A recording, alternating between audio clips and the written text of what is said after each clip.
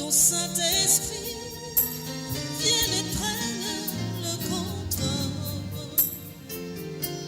Chaque situation qui trouble mes pensées, qui m'empêche de vivre, d'être heureux, mes soucis, mes fardeaux. Elle est sortie pour une raison, une seule raison, à pousser Jésus à sortir pour accomplir encore aujourd'hui ce qu'il a fait hier. Est-ce que quelqu'un comprend ça?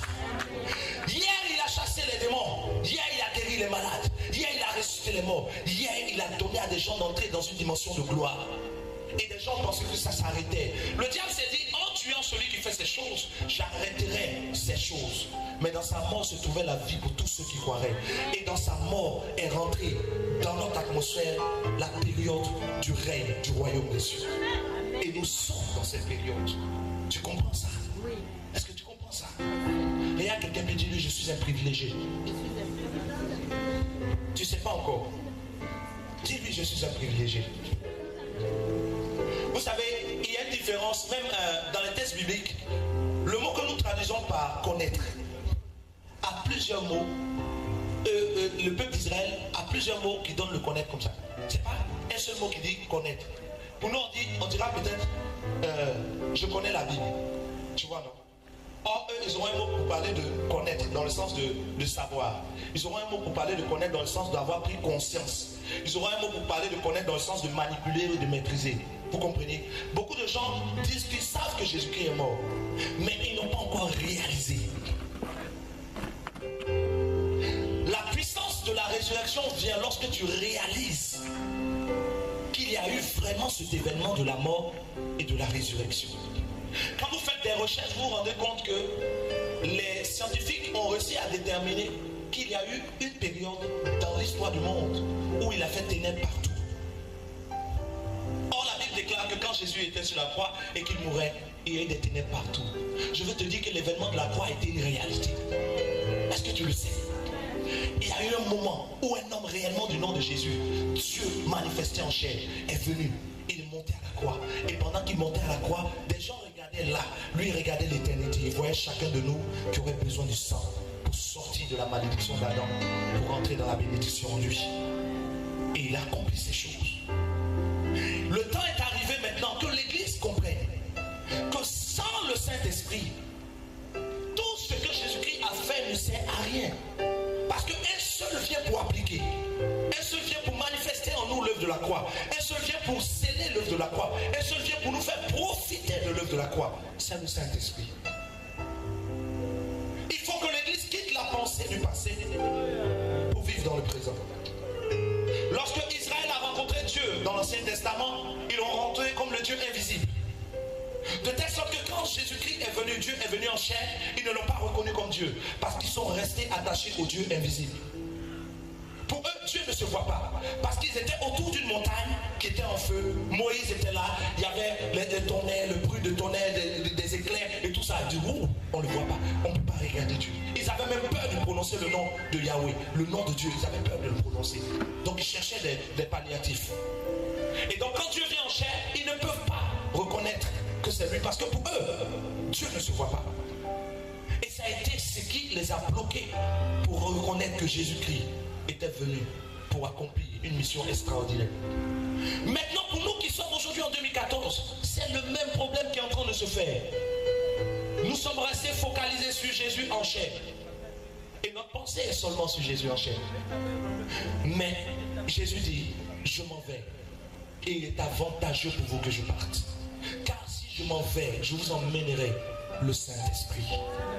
Nous sommes dans la période du Saint-Esprit. Beaucoup de gens prient comme si nous sommes dans la période où Dieu est en chair. Des fois qu'ils prient dans un lieu, ils se disent, Dieu viendra peut-être après. Lorsque Jésus était à Nazareth, il ne pouvait pas être à Jérusalem. Il était limité à cause du corps. Mais au jour d'aujourd'hui, quel que soit le lieu, quel que soit l'heure, quel que soit l'endroit, si tu es capable de savoir qu'il est ressuscité et de lui dire, Seigneur, je crois que tu es là, tu verras qu'il est là. Parce que dans le livre de Jean 4, il dit, l'heure vient, et c'est maintenant, où les vrais adorateurs adoreront le Père en esprit et en vérité.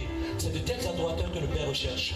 Et même il disait plus haut, vous venez, l'heure vient où vous n'adorerez plus cette montagne, ni à Jérusalem, mais où ça sera partout. Nous sommes dans l'ère du Saint-Esprit. Plutôt que de chercher des méthodes, cherche l'Esprit. Plutôt que de chercher des moyens de vaincre le péché. Si vous lisez bien vos Bibles, vous allez voir qu'il n'y a pas une méthode pour vaincre le péché. Il y a des gens qui sont en train de prier comme ça. Seigneur, délivre-moi de... Donnez-moi le nom des péchés.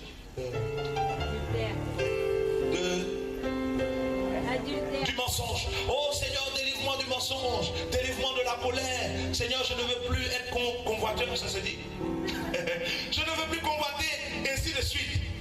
Mais cette prière-là, c'est vrai, elle exprime ton cœur. Mais il y a plus grand que ça. Parce que la Bible dit dans Galates que ce n'est pas la prière qui donne la victoire sur la chair, c'est le Saint-Esprit. Celui qui est davantage rempli de l'Esprit a des désirs qui s'opposent à ceux de la chair. La victoire sur la chair vient de la plénitude de l'Esprit. La victoire sur les actions de la chair ou sur l'amour du monde vient de la plénitude de l'Esprit. La victoire sur les passions de la vie vient de la plénitude de l'Esprit. Ça ne vient pas d'une prière, ça ne vient pas d'un jeûne. Il y a des gens qui jeûnent 40 jours pour dominer sur un péché. Prends un jeûne et invoque l'Esprit, si tu veux. Recherche la personne, ne recherche pas les attributs.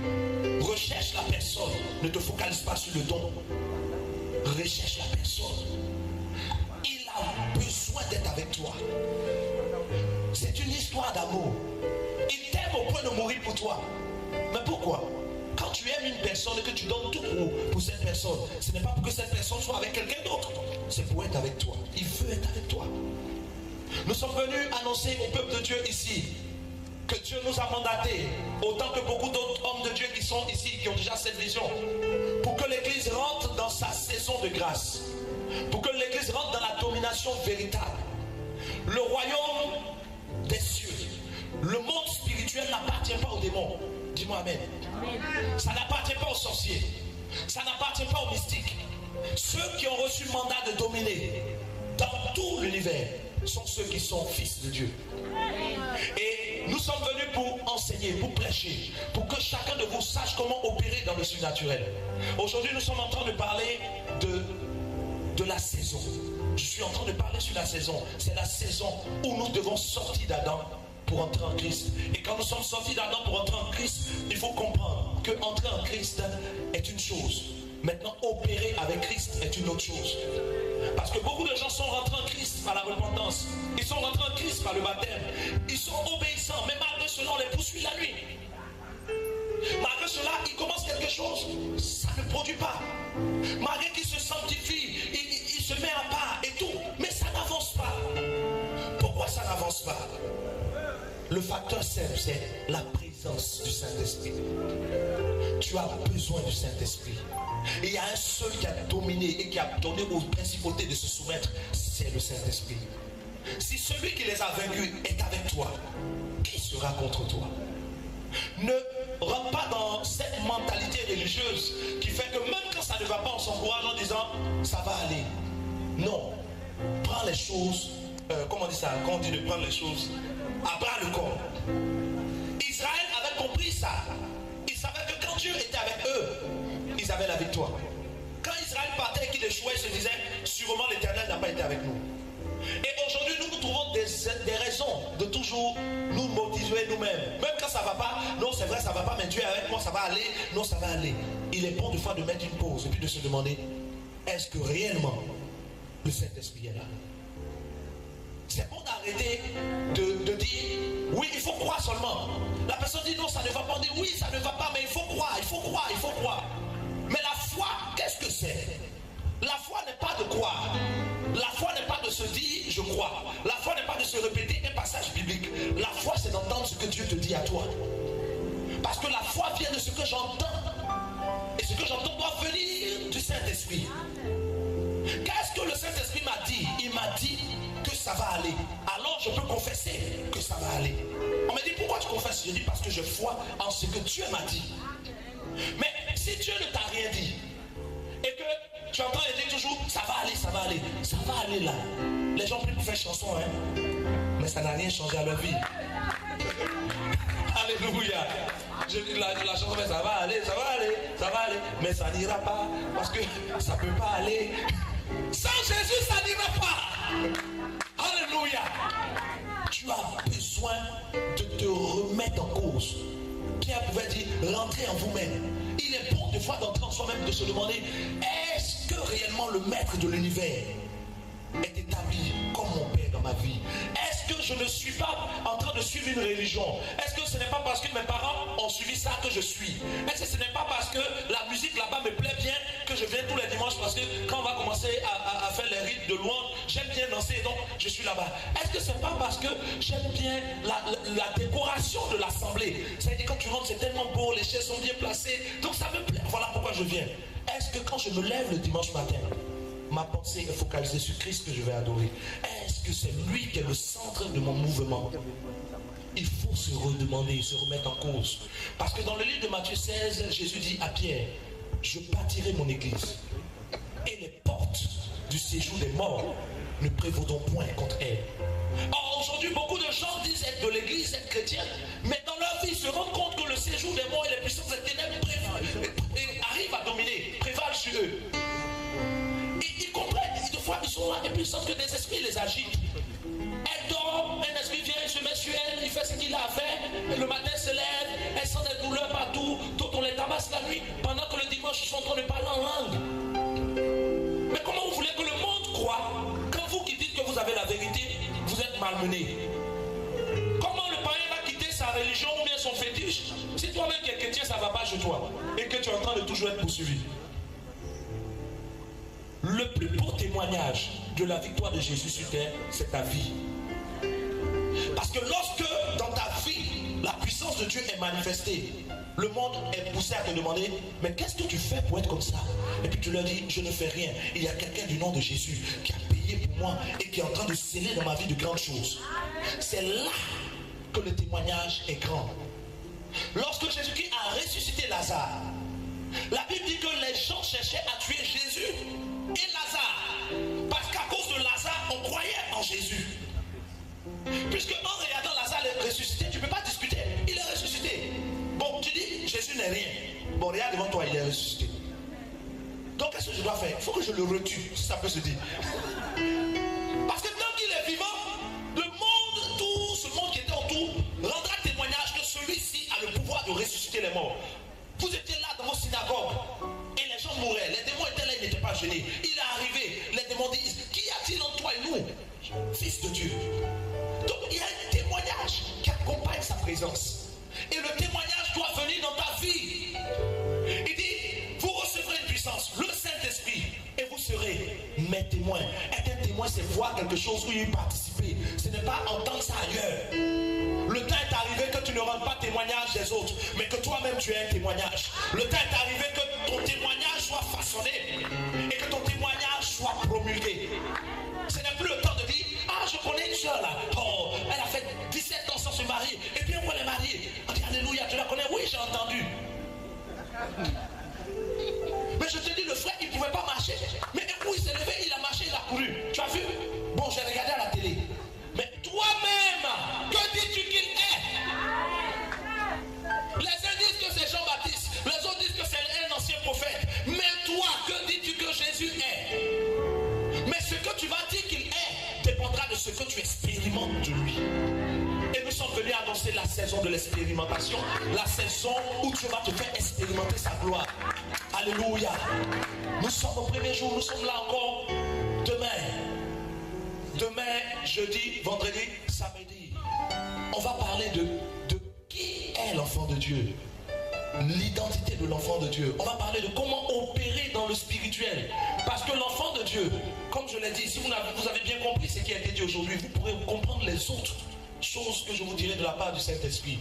Adam est physique. Parce que je suis physique, je peux faire ça. Je peux attraper quelque chose de physique. Si ça me tape, je ressens. Ça, c'est dans ma condition physique. Mais dans ma condition spirituelle, je ne peux pas toucher ça. Donc, il y a une autre réalité qui est la réalité du monde spirituel. Comment faire pour changer les choses dans le spirituel? Si je trouve que la Bible est mal placée, je la soulève avec ma main physique. Vous êtes d'accord? Et je la positionne ailleurs. Mais quand je trouve que dans la vie de quelqu'un, quelque chose est mal placé, comment la déplacer? C'est opérer dans le spirituel. Et on va en parler. Il faut que l'église ait les clés pour opérer dans le spirituel et pour évoluer avec la grâce de Dieu. Quelqu'un comprend ce que je dis? Tu peux faire comme ça pour que je vois ta main. Alléluia. C'est le temps. C'est le temps.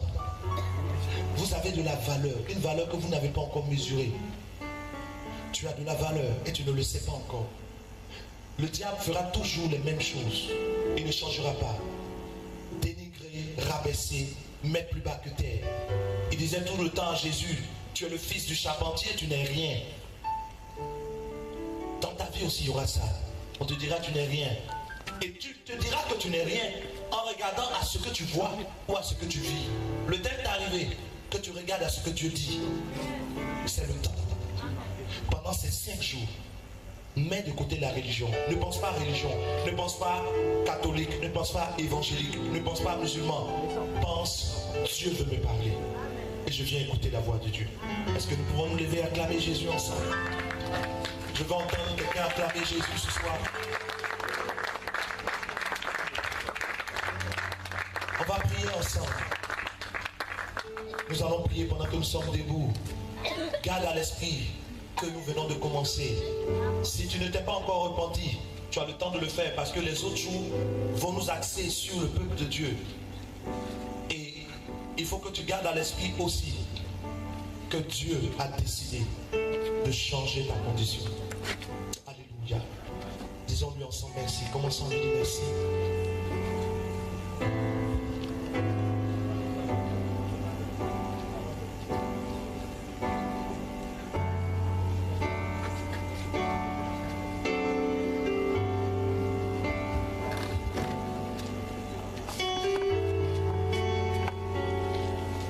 Disons-lui merci de tout notre cœur. Dis-lui merci. Oh, s'il te plaît, dis-lui merci sans regarder aux problèmes que tu as eus. Dis-lui merci en ne considérant même pas les situations difficiles de ta vie. Dis-lui merci. Dis-lui merci ce soir. Dis-lui merci.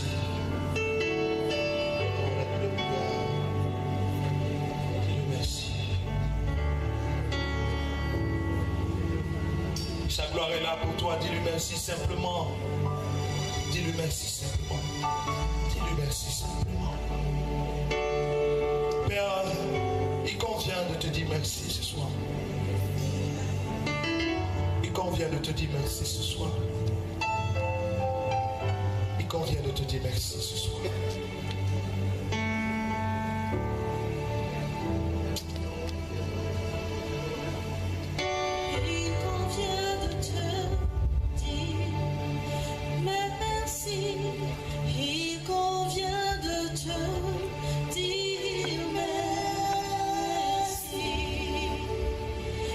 Continuons de lui dire merci, s'il vous plaît. Continuons de parler et disons-lui merci simplement. Merci, il convient de te dire merci. Alléluia. Je veux te demander de prier encore pour une chose. Tu vas lui dire simplement ce soir, je viens devant toi, Seigneur, pour te présenter juste le petit grain de sénévé que j'ai. C'est toute petite foi. Je n'ai pas une grande foi, oui. Mais considère mon mouvement. Je me suis déplacé, non pour voir un homme, mais pour voir ta gloire. Fais-moi voir ta gloire. Que cette semaine soit une semaine de gloire pour moi. Commence à prier. Commence à lui dire que tu veux voir sa gloire. Je veux voir ta gloire. Dis-lui que tu veux voir sa gloire.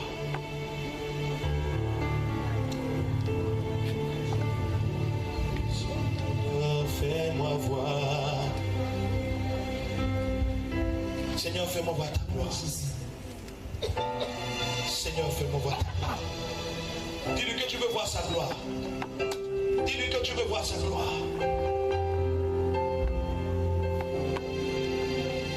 Et que rien ne t'est impossible. Je reconnais que tu peux tout.